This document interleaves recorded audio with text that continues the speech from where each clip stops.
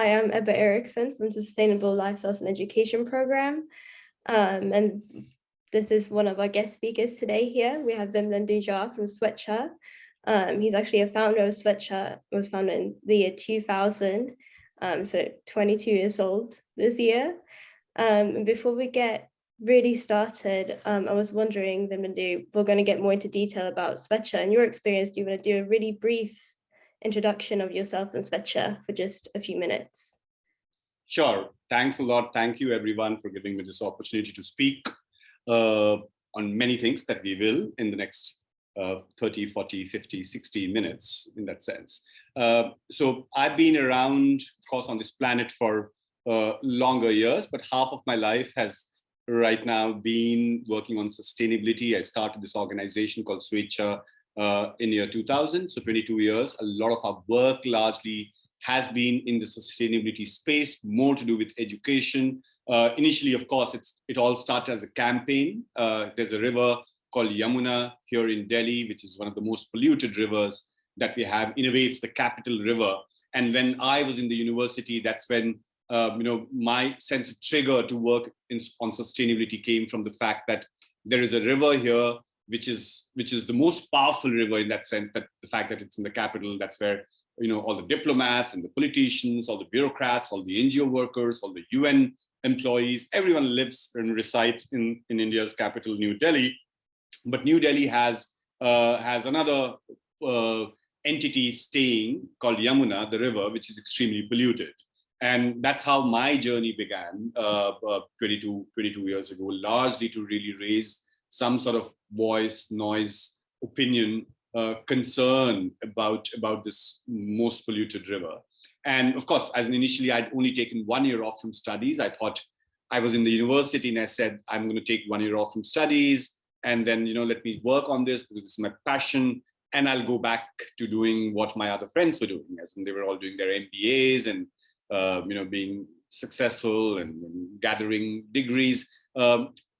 Fortunately or unfortunately for me, that 1 year hasn't gotten over as yet. As in, it's been 22 years and I'm still doing that 1 year sabbatical, 1 year plus for last 22 years.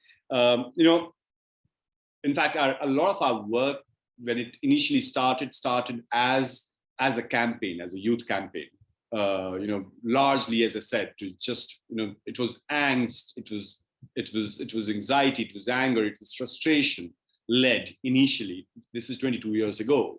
But over years, we realized that, it's very, very important to really have a systemic change in the way we look at things, as in it just cannot, everything can't be a protest. Every action cannot be reactionary or agitating in that sense. And it's very important, sorry, to engage with young people, both with the education system and the families. As in, it's very important to create a culture of sustainability, both in our society as well as in our education system. And that's where our work on sustainable lifestyle and education has been. Of course, we did not call it sustainable lifestyle and education. We called it, work on water or work on waste or work on landfills. Of course, all of this qualifies to be or could be categorized as sustainable lifestyle and education. In today's context, of course, we have a vertical in our organization called Sustainable Lifestyle and Education. But all of that has to be broken down into local issues. And something very interesting that I want to share. I know I was only supposed to introduce myself, but maybe I spoke a little more about the organization at the same time. It's very important to connect local issues. It's very important for young people to react, respond, indeed to think about what the world is going through, indeed to talk about climate change and global warming.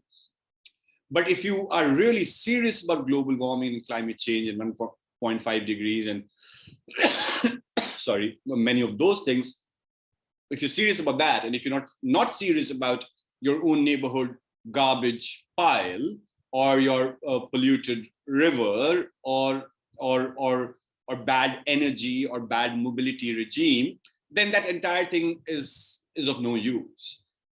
It has to be, your knowledge has to be, and your action has to be local to global, and that's very important. And just to tell you, in India, almost say 50 years ago, there were two subjects that were always taught in the vernacular. And these two subjects were history and geography. They were always taught in the local language, not in English, not in the national language. It was in, and India has many, many languages. I'm sure as several dozen languages is what India speaks, dialects that we call it. And every time these two subjects were always taught in the local dialect. The reason being that it's important for you to know your own history before you know the history of Canadians or the Germans or the Russians, or for that matter, before you know how River Nile or the Antarctica is going through some sort of a crisis. It's very important to know what's happening, what's your soil type, what's your tree type, what's your butterfly type, and what's your own set of issues that we're dealing with. So a lot of our focus in our work on sustainable lifestyle education is very localized, it's very hands-on, it's very activity and action driven. Of course, a lot of our work is with people who are the offenders in that sense, I would call, if I can call them that, young people who come from a special privileged backgrounds, upper middle class that we call it in India, and large sets of violation. If you look at from a carbon footprint point of view or lifestyle point of view, it actually happens in the rich section of our society than the poor. And therefore, a lot of our targeting or focus or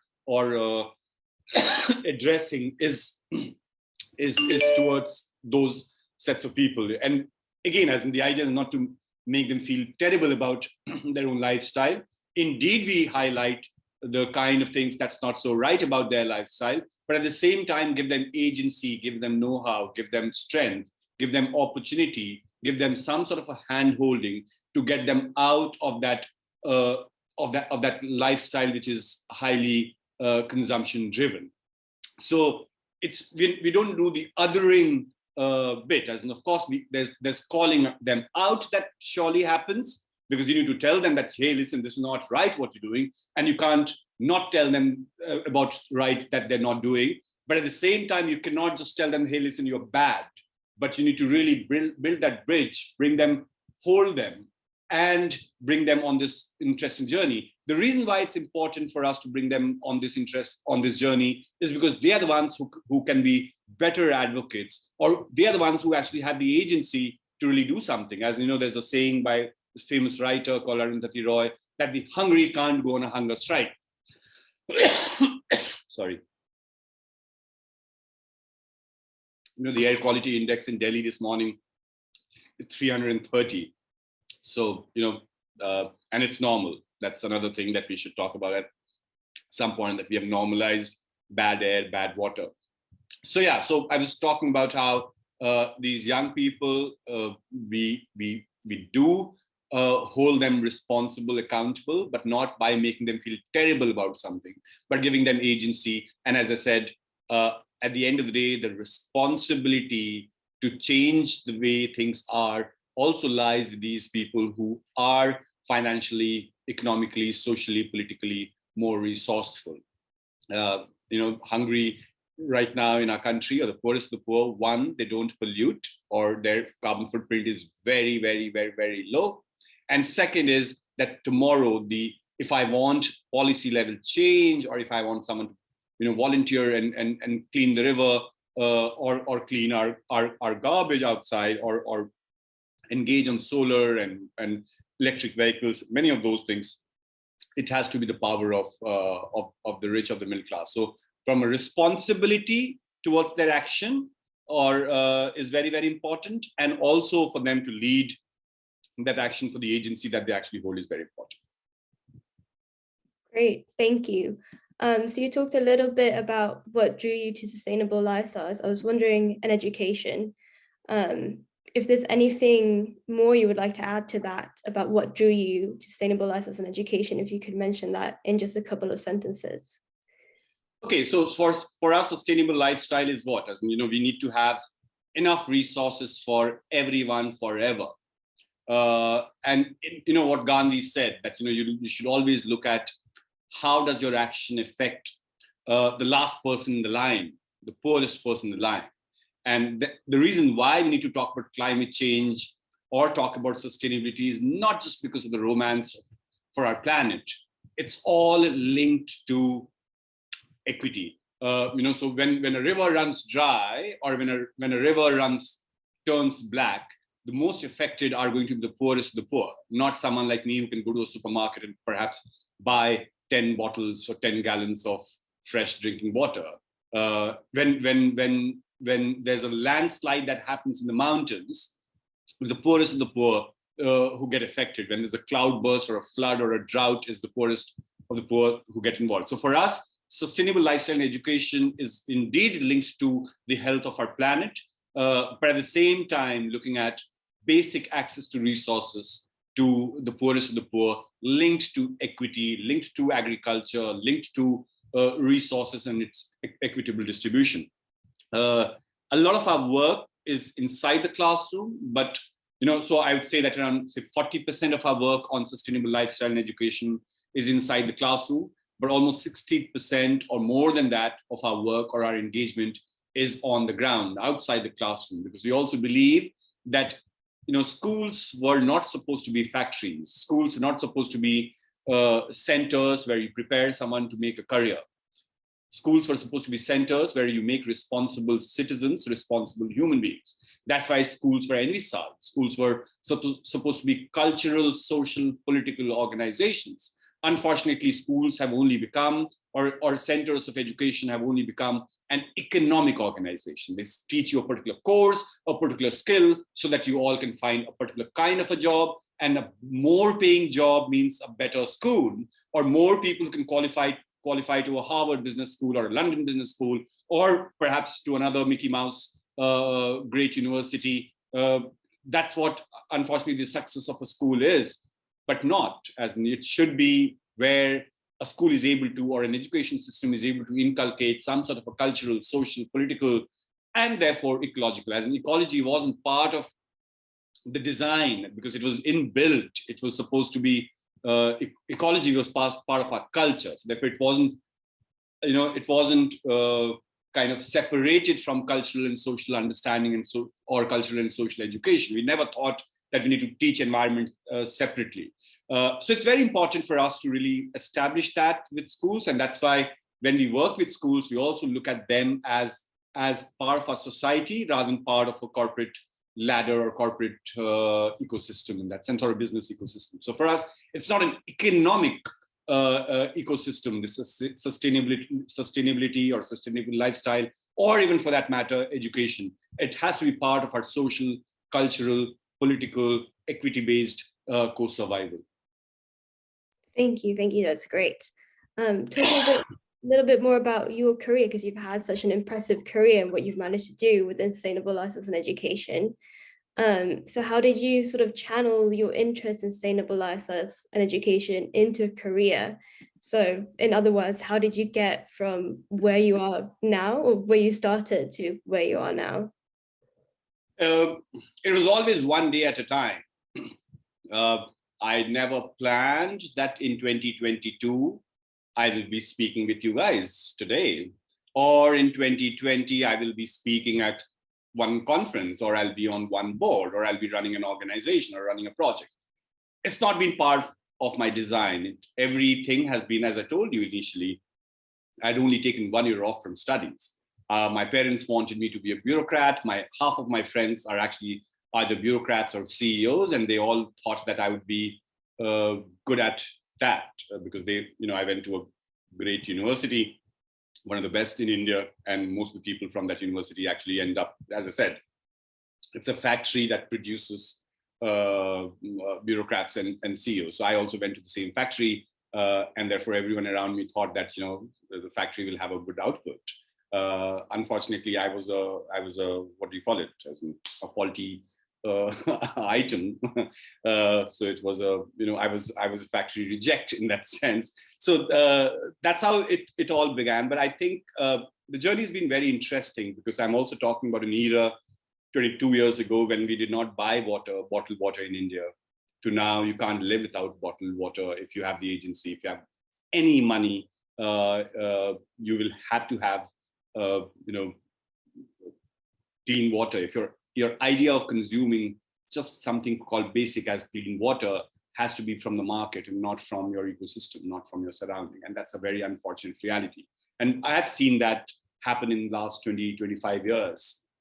And this is only about water that I'm talking about. The same thing applies to even air, as the same thing applies to many of those issues, that how for us our survival kit comes from the market, from a supermarket, unfortunately. And that in a way has also changed the way I started, say 22 years ago, working on sustainability or working on river systems and ecology. It was a different kind of ecology, both from a data, science, also access to media and our own communication systems. Imagine 22 years ago when we organized a cleanup drives or a protest for that matter, or a lecture, there was no mobile phone, there was no email. We did all of this by just, some pamphlet here and there, or hang it on a tree, or put it under somebody's door in a college, university, hostel. That's how we all began. And I'm so glad that there were perhaps more people, or as many people, who participated in our events in that era when there was no RSVP on Facebook and Instagram. Still people came, versus now there'll be 10,000 people who on Facebook who'll tell you that they're turning up, and there'll be maybe 10 only.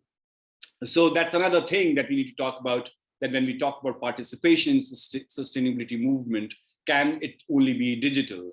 Can it only be, is it justified to just run these campaigns and judge these campaigns based on the number of likes or number of shares or number of stories? Because it cannot, as in tigers can't be saved on Facebook and Instagram, or a tree doesn't grow on your laptop. You need to really go on ground and touch the soil, and that's when you'll be able to protect a tree or plant a tree or protect a river or do something about an ecological thing. You can't cycle on Instagram. You have to cycle on the ground in that sense. I'm sure there's an app that will tell you that you can cycle on that app and feel good about it. So something to come out of this feel good factor or gratification of doing enough or doing something.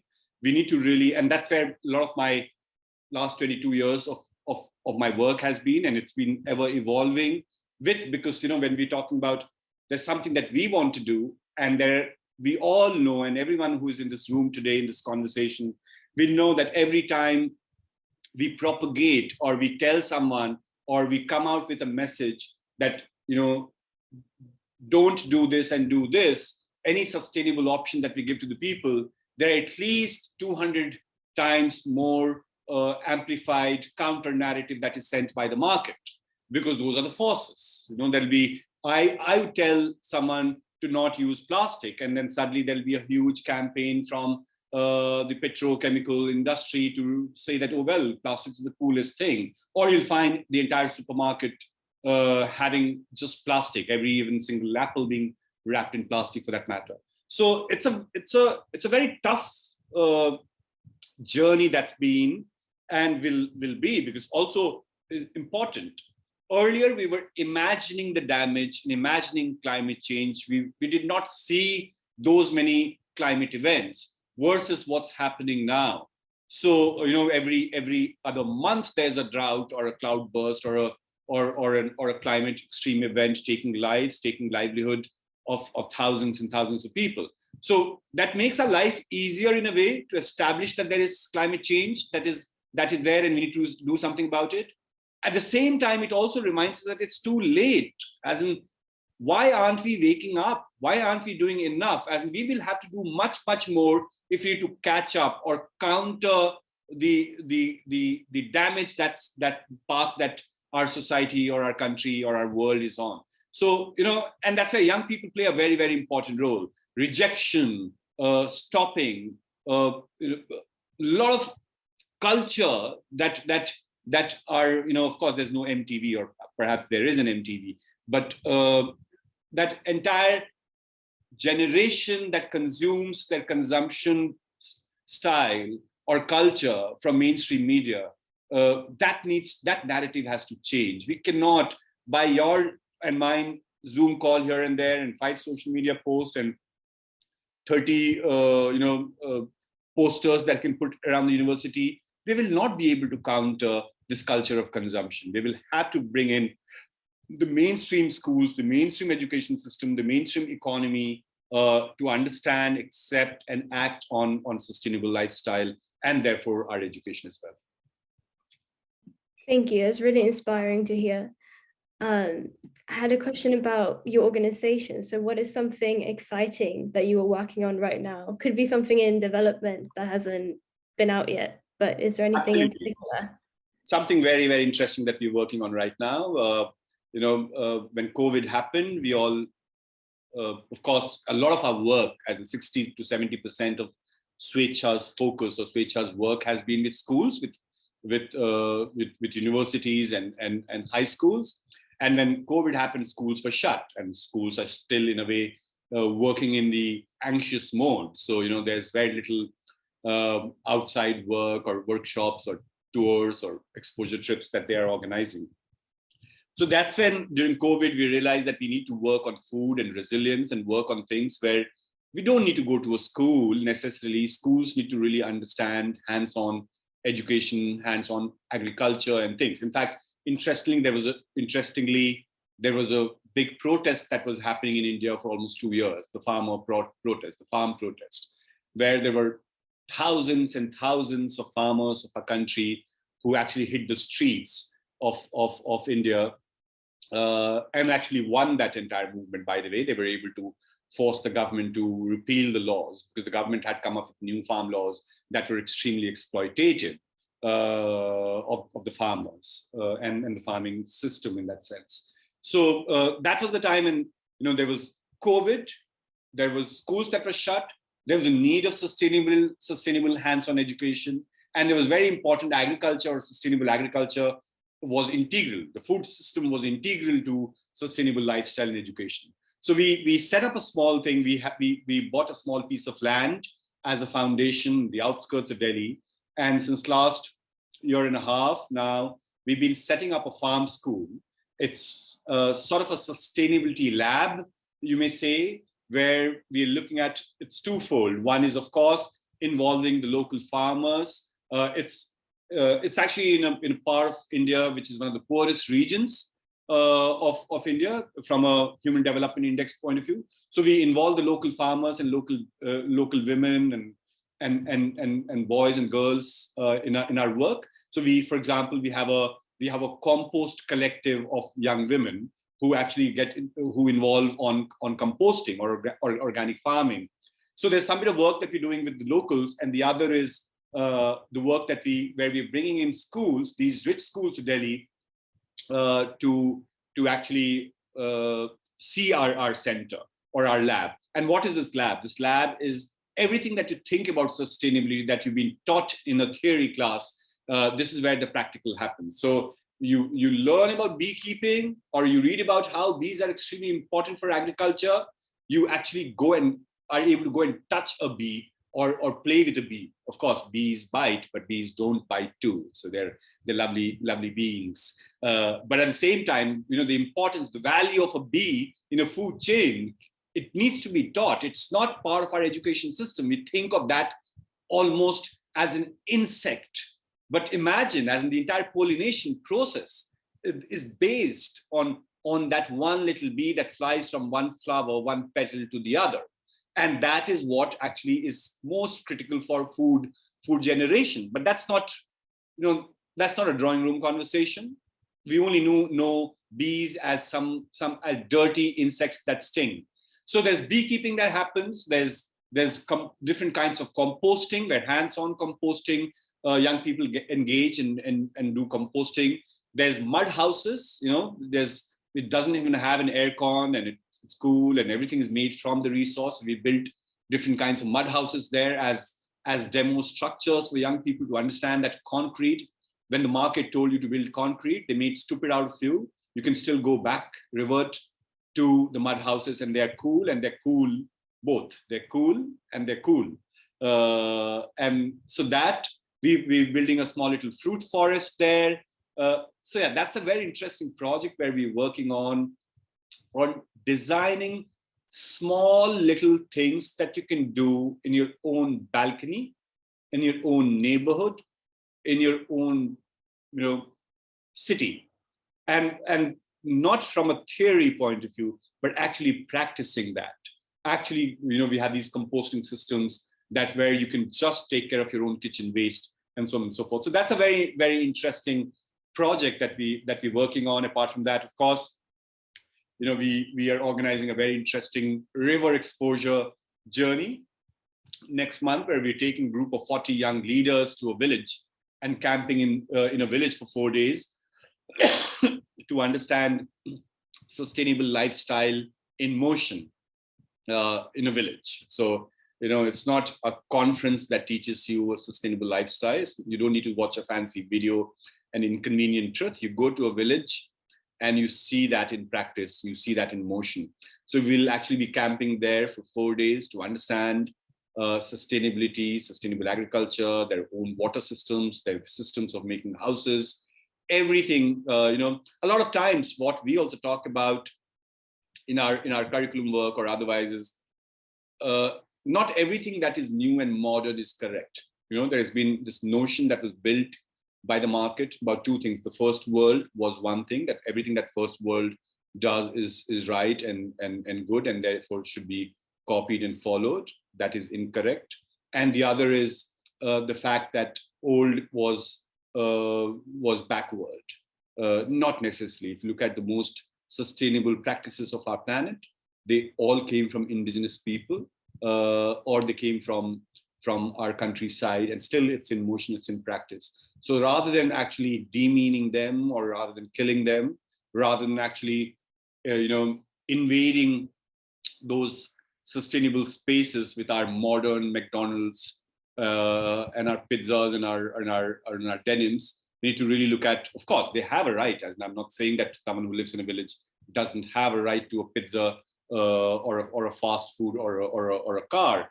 But at the same time, it's very important for us to really learn some of those things and celebrate and promote. Why is it so that people from the villages are migrating from sustainable agriculture to coming to cities and working as taxi drivers and things? As in what I was telling Vanessa a couple of weeks ago, that one of the richest states of India, called Punjab, has the maximum number of migrants going to Canada, UK, and US here, and they're all what? The farmers, the food growers of our country. But when they go out of the country, they become, many of them, of course, are in great position, but majority of them end up taking,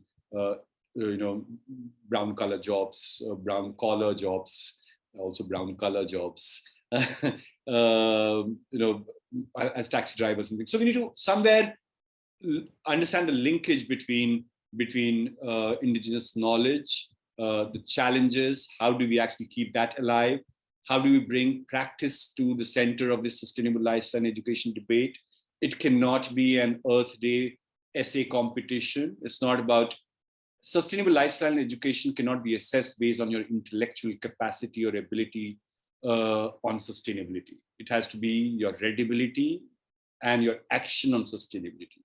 And that is the only indicator of success of a good sustainable lifestyle and education module or a system. And a lot of it comes from and in every society, not just in India. And I'm sure, as you know, our grandmothers were better upcyclers, recyclers than us. As in every time we recycle, we put it on Instagram. They recycled, upcycled all their lives and did it with pride. It was part of their culture. It wasn't part of their course. So therefore, we will have to really work on a system, and that's what Swechha works on, that it cannot be a course material. It cannot be a 12-hour course. It cannot be an 8-hour course. It cannot be a grade 9 course. It has to be part of our culture, our lifestyle, because we see the impact around us already. Thank you so much. Some great points. The farming project really seems very interesting. We were wondering, is there a website or anywhere where we could find out more about it? Yes, absolutely. Some information would be there, and I'm just typing the name of our website, where it's under progress. We have updated a few things, but that's the website where you can find a lot of information on that. It's a work in progress, as I said. It's just been a year and a half.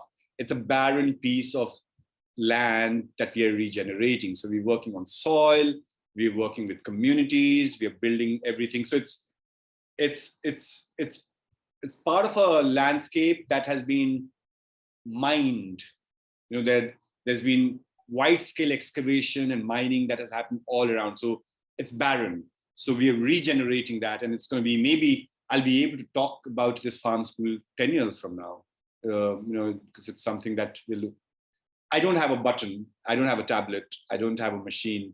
No JCB or land mover machine will be able to regenerate this land. So it's a project of love and a showcase that will take 10 years of our work, and maybe we'll be able to get the desired result. So there, as I said, that land is where our focus is, and bringing in people from outside to participate in this change process of actually camping there and working with soil. Like, as I told you, that people in India, and I'm not sure about other parts of the world, people in India don't even know where does their potato come from. They think potatoes grow on a tree. Or for that matter, a banana grows under the ground or over the ground, whether it's a vine or a creeper. Nobody knows that. And that disconnect, that water comes from Pepsi, and apple comes from supermarket, and air comes from aircon. That unfortunate reality has to be broken down and has to be stopped. And that's where a lot of our education intervention and sustainability is, to actually tell them that water doesn't come from a water tanker. Water comes from a river or from a lake, or for that matter, food doesn't just come from a truck, but food comes from a farm, and there are people involved at every step of that farming and stuff. Yeah, I just want to mention for those listening in as well, that they can find more information on Swechha's website, which is swechha.in, SWECHHA.in. You can find more information, also obviously more information about Swechha. So I have one question before we say thank you and move on to the Q&A, which is, what is like one piece of advice you would give young people or people in general starting out a career in sustainable lifestyles and education? There's a lot of scope to do change, because anyone who wants to get into sustainable lifestyle and education, it doesn't have a fixed format. And I'm sitting in front of you. It's not as if I learned this from a school.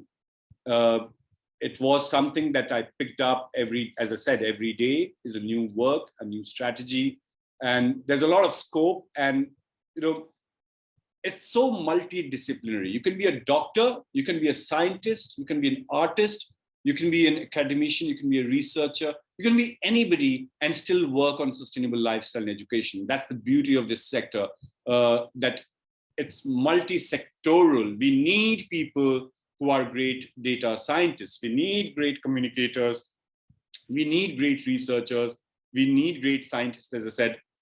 So I think, irrespective of what your subject is in the university, what you're studying, sustainable lifestyle education is a very, very important space. And it's a space that will gain more traction, because we don't have a planet B. And there's more and more people who understand the importance of sustainable lifestyle and education. More and more governments and people in power and businesses understand that sustainability or responsible business or responsibility and sustainability has to go together. Profiteering cannot be the only bottom line. And therefore, there's more also from a career point of view. If sustainability has to be a career, there are more and more companies that are turning green or are shifting towards, or realizing that one of the indicators of success has to be their planet or their care for the planet. So it cannot, one is the policy or the rule of the law, rule of the land that tells them to behave, and the other is the shareholders, the stakeholders, the large consumers are bottom up asking them for more responsible businesses. So for example, in India, we have something called EPR, which means extended producers responsibility, which means that every time I get my chips in a plastic packet, it's the responsibility of the chips maker or the snack maker to take that plastic back, or make sure that you don't send a single-use plastic into my house. So a lot of it is growing, and that's where we will need better communication, better research, better design students. So my one line, as I've said 20 already, one line suggestion to all the young people would be that it's a very, very dynamic space, very interesting creative space, and it's an urgent space, as in, this is where you will see change. It is something which is the most urgent thing, as in building yet another 200-story building in Manhattan.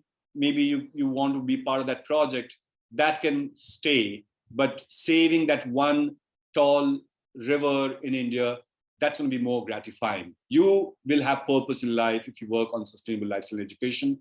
Put your education, your purpose in better use if you work on sustainable lifestyle education. Yes, thank you. That's really inspiring to hear, and I'm sure our cohorts agree with me. So I just want to thank you so much, Vimlendu from Swechha, coming here today to speak in Sustainable Lifestyles and Education program. It's really been super interesting and really inspiring, and I've learned a lot today, and I'm sure other people have as well. Yes, thank you.